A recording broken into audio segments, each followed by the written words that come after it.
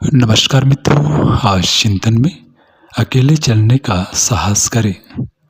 जो मनुष्य अपने पैरों पर खड़ा होकर आगे बढ़ने की ठानते हैं, उनके कदमों को कोई नहीं रोक सकता है। इस संसार का सत्य है कि यदि हमें पूर्णतः निराशा से बचना है तो किसी पर भी निर्भर रहना छोड़ दें। अपनी आत्मा को सशक्त बनाएं तथा हर प्रकार की कठिनाई में अडिग रहना सीखें। जो ऐसा कर सका उसे ही जीवन के सदुपयोग का अवसर मिल पाता है।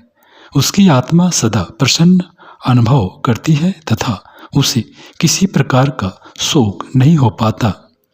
जब तक हम दूसरों पर अवलंबित हैं, हमारी चेतना पूर्णतः स्वतंत्र नहीं तथा हम अपने दैवी अभियान हेतु तत्पर नहीं। जब तक हमारा जीवन अपने उत्कर्ष की प्राप्ति नहीं कर सकता है, हमें चाहिए कि हर प्रकार की पीड़ा अवरोधों से परे अपने पथ का अनुसरण करें। इसी में आत्मा का कल्याण है। जो इसे समझ जाता है उसे फिर भटकना नहीं पड़ता। उसकी आत्मा स्वतः ही अपने उद्देश्य के अनुरूप विचरण करने लगती है। मनुष्य की प्रतिभा के विकास में इससे बड़ी कोई कुंजी नहीं कि उसने आत्मनिर्भर होना सीख लिया। उसे अब कोई भी परिस्थिति अपने स्वरूप के अनुकूल बरतने से रोक नहीं सकती। उसका जीवन हर प्रकार के विषयों से मुक्त हुआ अपनी आदर्श स्थिति को प्राप्त करता है। अब उसे किसी बात की चिंता नहीं। उसके भीतर का साहस अपनी आत्मा के भाग्योदय हेतु उमड़ पड़ता है। जब तक मनुष्य इस संसार के ही जंजाल में फंसा रहेगा, उसे वास्तविक जीवन पथ दृष्टिगोचर न हो सकेगा।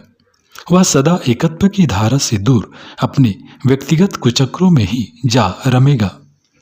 उसकी आत्मा कभी उस सौभाग्य के दर्शन नहीं कर सकेगी जिसे चरितार्थ करने हम इस धरती पर आए हैं।